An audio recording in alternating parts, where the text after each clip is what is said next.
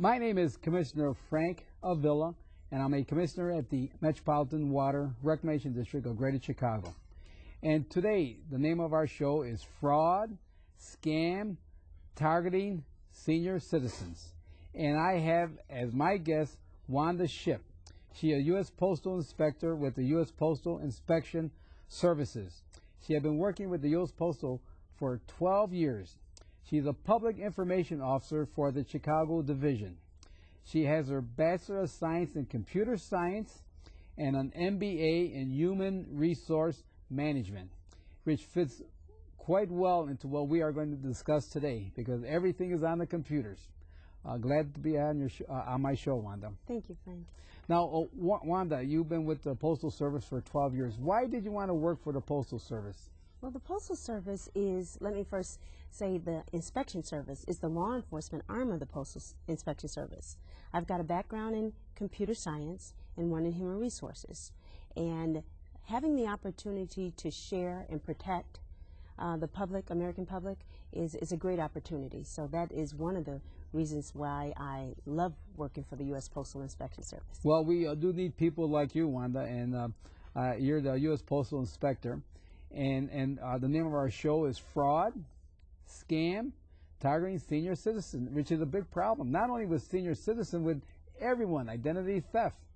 And why are the elderly being targeted by these fraudsters and con artists? Well, Frank, let me say that these con artists are really, really smart. That's why they're called con artists.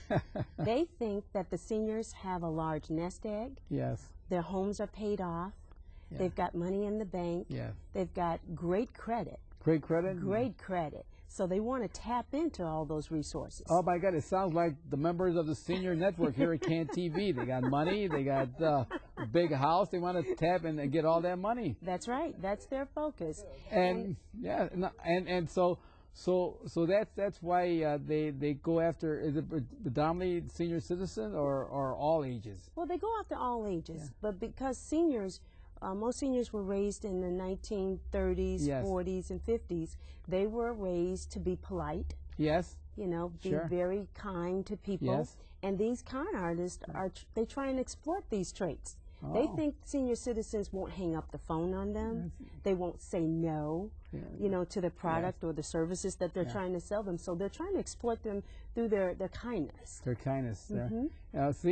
So be careful, senior citizens out there, because you do have a lot of, they call it con artists, that want to call you up and take your identity and take everything that you have because they think you got plenty of money. You know, plenty of money. All the senior citizens must have plenty of money, which I don't think is true. But whatever money they have, they need to survive and live here in America. That's right. Yes, and these con artists, are they only located in the United States, or are they throughout the whole world? They're throughout the world. They're throughout the world. Several scams, such as the lottery, foreign lottery scams, yes. you may find they may trick or try and trick the seniors to believe that they're right here in the United States, when in actuality they're in another foreign country, Canada, Nigeria, Australia, and many other countries. So they're not always here in the United States. Now, what type of fraud scams should seniors be aware of? Wow, there's so many, Frank. There's so many? There are lots of them. I'll start with foreign lotteries. We just mentioned lotteries. Foreign lotteries. Yeah, but you mean the senior citizens love to gamble? Lots of people like to win something for nothing. I see. Or like to nothing. win for nothing. For That's nothing. right. That's the key, yeah. That's right. Or they think they won something for free. Sure. So these foreign lotteries say you've won $50 million. Oh, $50 million. $50 million, and they don't know that it's illegal to play foreign lotteries here in the United States. Oh, yes. I didn't realize that. Yes, yes. It's illegal. It's illegal, yes. And we try and educate the seniors by saying, if you didn't buy a ticket, chances are you didn't win a lottery. You didn't win a lottery. Because not that $50 million. Not that $50 million, because the object of the scam is to get you to send them money. And then your name goes on what they call a suckers list. A sucker list? Oh, A suckers list. Yes, and then that suckers list they sell these lists to other scam artists for big dollars. Is that right? Big bucks. Now, is that these con artists? Are they predominantly in the United States or outside the United States that are doing this kind of? Oh, that's we're talking about foreign lotteries. Foreign lotteries, but the con artists try and make you believe they're right here in the United States. I see. When 99% of the time they're in another country. Now, do they normally send you a letter or phone call? But predominantly all by letters, then, right? Well, it's a combination. Combination. They send letters to you. Sure. They call you over the phone, or they send you an email. Yes. And for you to answer and address the email, then they try and solicit you through the email. So it's through the internet, it's by phone, and it's by mail. And so now, do you see an increase over the last couple of years of a lot of these con artists trying to get senior citizen money? Yes. That's been a growing problem in America for a long time, and it's constantly growing. The con artists believe that Americans are some of the greediest people in the world. Is that right? Yes. And that's why they find us really good targets. They prey on us because we like it supersized. You know, we go to, we like it big, we like it fast, we like it fun. And if we could get something for nothing. Well, our members in the senior network are not greedy. They're not greedy because I think that if they ever won the $50 million, they would give it all away. I don't think they would take one dime. Well, that's great. Yes. That's great. That's good. But what are other types of scams besides the foreign lottery? You've got the telemarketers. Telemarketers? Telemarketers that are calling the homes and trying to entice them into all kinds of prizes. You've got the sweepstakes. Sweepstakes? Sweepstakes. Now, one thing you got to remember about sweepstakes, you should never, ever have to pay to play to be involved or participate in a sweepstakes.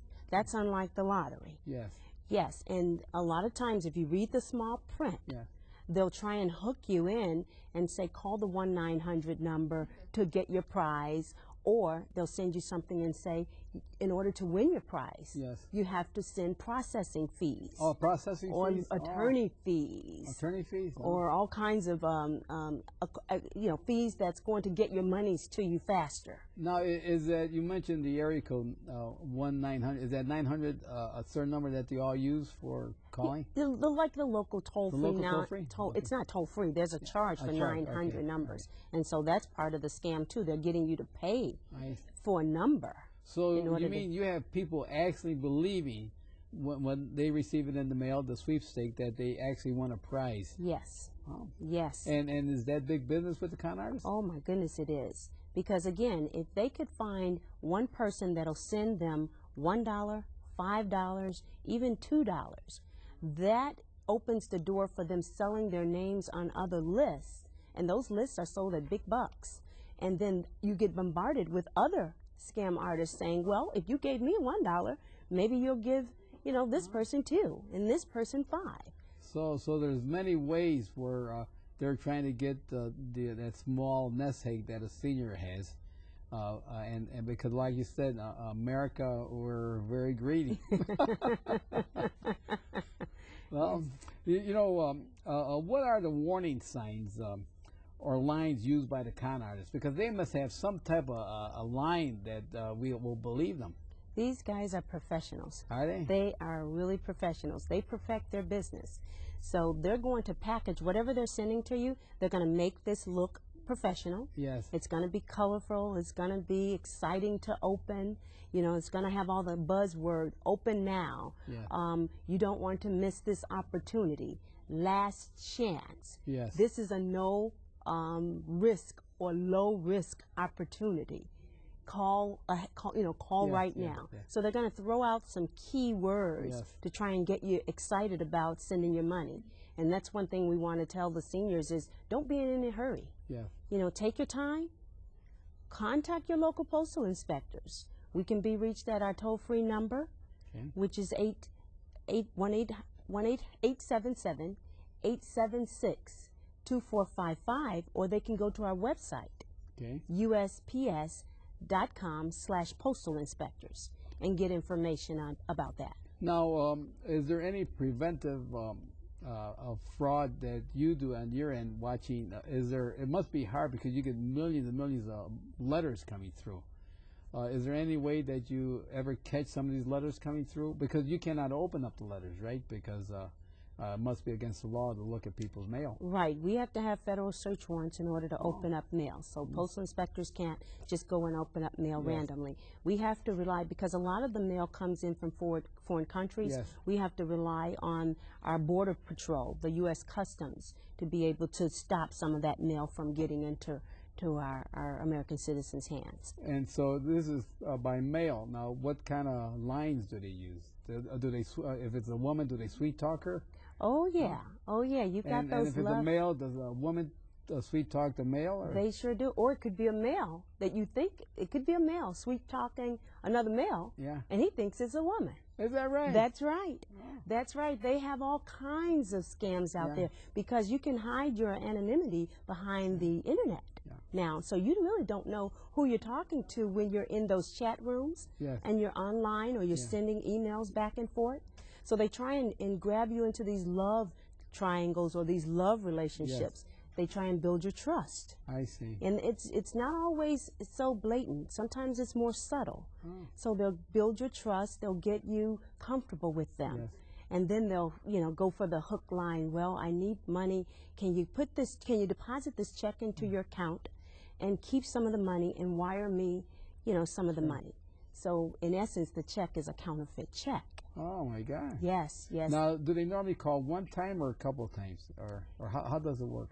They call constantly. I mean, the same person, they'll call him twice or three times, and they may call every day. Every day? Sometimes they call every day, or they'll have a room or group of people that are calling these people on this list. So you may not know who you're talking to.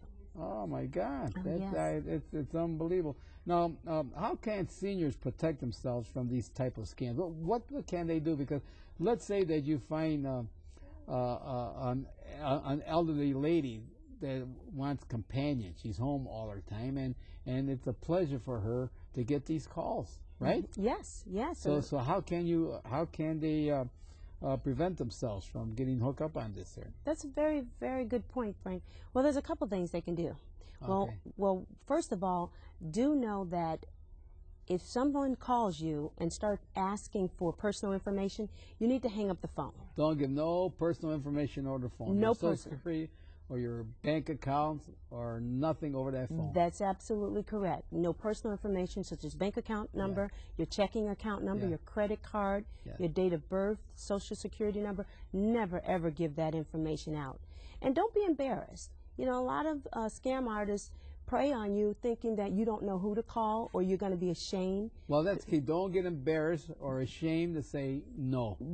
No. And don't be ashamed to call us and call the U.S. Postal Inspection Service or call your local police department and say, I received a phone call. Is this legitimate? How can I, find more information about this? And don't be afraid to ask questions. Just like they're asking you, the con artists are on the phone, they want information about you. You need to be bold to start asking questions back to them. Well, what is your name? Well, give me your phone number so I can call you back. And they probably won't give, if they do give you a number, it might be a wrong number and you can't call them back. Exactly. So that'll be a clue that this is probably someone that really wants to take my money and try to get me involved into a scam. Now, has there ever been any statistics on if it's more of the women that are getting caught up in the scam or the male, or they're both about the same? I think it's all the same. About the same? It's all the same because anyone they're going after everyone. It doesn't matter if you're male or female. It doesn't matter if you're 20 or you're 60. Yes. These con artists have one thing in mind, and that's to get your money. Well, it's I think we all have to be careful out there. Definitely. And because there's a lot of people out there that are trying to get seniors money. Like you said, we live here in America, and we think that everyone that lives here in America is a millionaire. And especially after retiring, we got our couple $1 million. Yes. And they said, well, let's get one or two of those $1 million. Exactly. from the seniors. Exactly. And one thing you got to remember too, they can't get your money unless you give them your money. Yes. And that's why we think educating the consumers, educating seniors is so important. Letting them know what type of scams are out there and how to prevent themselves, because they can't get it unless you give it to them. Yes. Unless you send the money to them. But you can always refuse, you can always hang up, you can always call us to verify. Is this company legitimate? Call the Better Business Bureau, you know, and check out those companies. And this is what the public information officer for the Chicago division, this is what your department is doing, right? Yes. You go out and you talk to various groups talking about these different scam artists, identity theft. Yes. I mean, there's a lot going on nowadays. Oh, you're absolutely right, Frank. From identity theft, like we said, investment scams. Investment scams, yeah. Foreign lottery scams, internet fraud. Internet fraud? Internet Oh, you mean fraud. by putting your credit card on the internet or soliciting to sell something to you and there's nothing there at the other end, and you give your bank account number or your money number and they clean out your account? You're absolutely right. They call it spyware. Spyware? Spyware. Let's say you're going on the computer and you open up an email. Yeah. It could have a virus inside. Yeah. Or you're going on the internet and you're downloading some information. Yes. They can download these viruses on your computer system, and it's called spyware. Spyware? Spyware. And anytime you type or key in any information, Yes. like your account number, your bank account, it logs everything and sends that information back to the bad guys. Is that right? That is correct. And the Spyware? Spyware. And you never know it's happening to you unless you call your internet service provider and find out, am I on the right version of spyware or virus protection? Can I somehow make sure my computer is cleaned up from those viruses? So we advise you to keep your computer clean. Yes. You know, keep it up to date with different firewalls and Firewall, protection, virus protection software. Well, I don't use a computer that much, and I don't think I ever bought anything on a computer. But I'm glad you're mentioning this, because one of these days, I mean, we're all one time are going to use that computer to buy something on the internet. That's right. And maybe that one time may be the time that we're giving it to the bad guys. That's right. And like eBay. eBay is another option, or Yahoo, or those other websites that sell products. Let's say you go on and you want to buy something from one of these companies, and they send you a check, and you send the merchandise. Yes. Well, later you find out, after you've deposited the check, No good. the check is not good. It's a counterfeit check. So you're lost twice. You lost your money and your merchandise. You never gotten paid. So it works both ways then. That's right. That's it works right. both ways. That you could be a vendor, Yes. or you could be a purchaser. That's right. That's right. So we ask you, don't be in any hurry. Make sure those checks clear the bank before you run out and give your merchandise away, or definitely don't wire money. Don't wire money. Because if they give you a check to deposit in your account and tell you to wire some of that money back to them, and you run out and wire that money back before that check actually clears, you've got a bad check. And they've got your money, and then you're responsible. That's money that's lost. Because you wrote that check. Because you wrote that check, or you authorized it, and then that's it's right. your responsibility. It's your responsibility, and a lot of times, once that money goes, you won't see it again. Oh my God! I didn't realize it was that prevalent out there. This type of fraud. Yes, it is. Yes, and it's growing. It's growing. And that's what, like I said, one of my role as the public information officer is to get out and talk to seniors and colleges, universities, various groups and organizations, banks, and educate the consumers. Do you know, at home, or either by mail or on a phone, we get a lot of unsolicited phone calls, or through the mail. And how can one stop getting all of this mail that they don't want? Is it possible, or because you know there's a lot of, I don't know if you call it junk mail or magazines or whatever the word that you use, but every day maybe we'll get maybe one letter every 5 days, but every day we'll get these unsolicited magazines.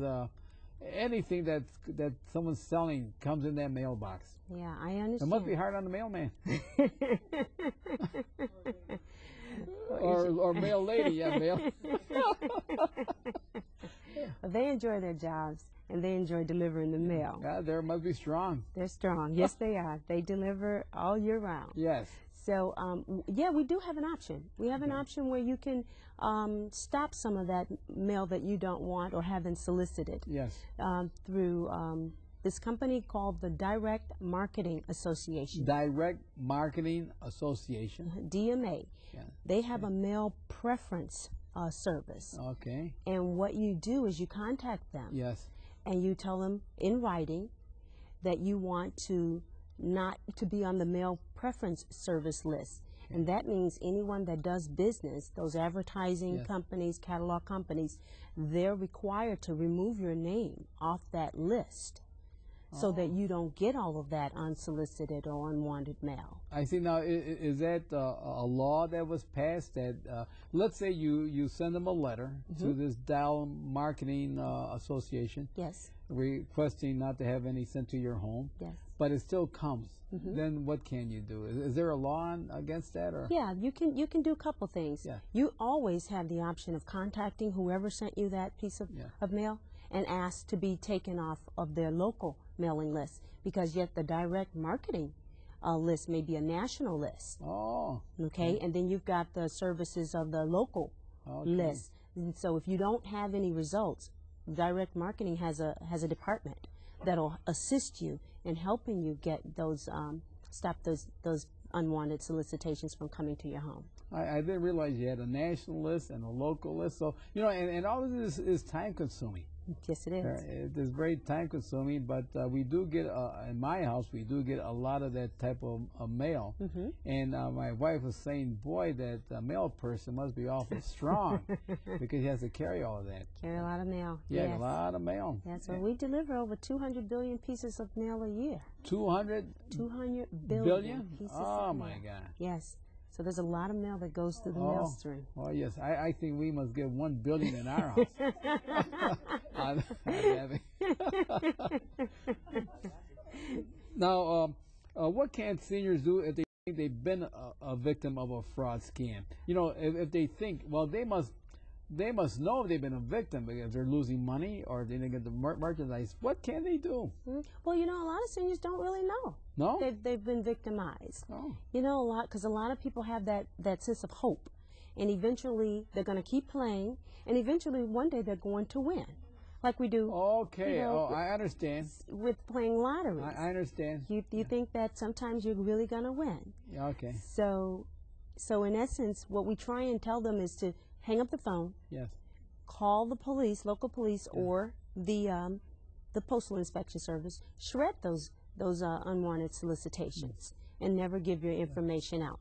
But save those documents. Yes. If you think you've been a victim, save all your documents that relate to someone calling you. Meaning if you've kept a record of the names and their phone numbers, you've got the mail piece that they sent to you, you've got some contact information that they've used, like an email or an email address. You may have a credit card statement where something was charged to your credit card, or even a check, a canceled check, where you can prove that you sent money. Save all that information and give us a call, and we'll look into that. Yes. You know, the Postal Service has some DVDs. Yes. That the public could order for free. Yes. Mention some of the DVDs that the Postal Service did, and this is against scam, right? These are all against scams. Yeah. These are just 2 of a series of 6 that we have. 6? Yes. Yes, we've got a series of 6. I brought some additional ones, but we've got the one that's titled Dialing for Dollars. Dialing for $1. Okay. This one is Dialing for Dollars. Okay. And that's a short story on telemarketing fraud. It gives you a good story and a good base of how these con artists can set you up to get you to invest your money in these different investment scams. Okay, so and this is free to the public. That is free to the public. Okay, the next one? And this one is another one on foreign lotteries. And it's foreign lotteries? Foreign lotteries. And it tells you that playing foreign lotteries is illegal, and it gives you tips on how to recognize foreign lotteries and what to do when you get some type of solicitation for foreign lotteries. Okay, and then you said a total of 6. Let's go through each one that the public out there could call the U.S. Postal Service, correct? Yes. And they could come out and order this, and you'll send it free to them. We'll send them which for is free. 6. Okay, the third one is what? Let me read the third one. The third one is delivering justice, right? And what is that? Delivering justice. Delivering justice is our title for all of the series, but the next subline where it says work at home scams. Oh yeah, work at home scam. They just don't pay. That's right. That's right. That's telling you how these con artists can solicit you, enticing you that working at home is a great thing. You don't have to leave your home, but they'll get you involved in a scam. Yes. That's working at home, where you're mailing out information or forwarding on bad and other scam type information. So this the fourth one now that we have here is web of deceit. Now what is that, web of deceit? That's the internet fraud. Internet fraud. That's the internet fraud DVD. Like we spoke earlier, a lot of solicitation comes through us on various scams through the internet. Oh. So it shows you how to recognize internet scams. And then we got All the King's Men. All the King's Men. That's a victim DVDs. A victim? A victim DVDs. If you find that you were a victim, and it's got some inserts inside each of those, who to call and what to do if you find out you were a victim. And then the last one is identity crisis. Identity crisis. Yeah. That's the one on identity theft. Yeah. And this is a good one that shows you how not to become a victim of identity theft, how to shred those personal documents that have information on it that scam artists can take and become who you are. Yes. They can buy everything. Oh. Well, hear that, folks out there, that the Postal Service has 6 or 7 DVDs that it's free to the public that you could go out and order on all these type of scams, identity theft. Say them again. I got That's fine. Identity theft. That's one. We have work at home scams. Work at home scam. Telemarketing scams. Telemarketing scam. Foreign lottery scams. Foreign lottery scam. I have to look. Internet fraud. Internet fraud there. And web of deceit. And web of deceit. Seniors out there, be careful how you handle solicitation when they mail it in the mail or when they call you, because they are looking for your money. And we don't have much money out there to give. And whatever we have, we need to pay our rent and our food and our prescription drugs. Yes. So just be careful. And I have Wanda Shipp. She's the U.S. Postal Inspector here for the Chicagoland area, and she's very well qualified. Wanda, it was a pleasure talking about fraud, scams, identity theft. I mean, it's a whole big topic here. Yes, it is. Thank you. Yes, and thank you very much. So just call Wanda.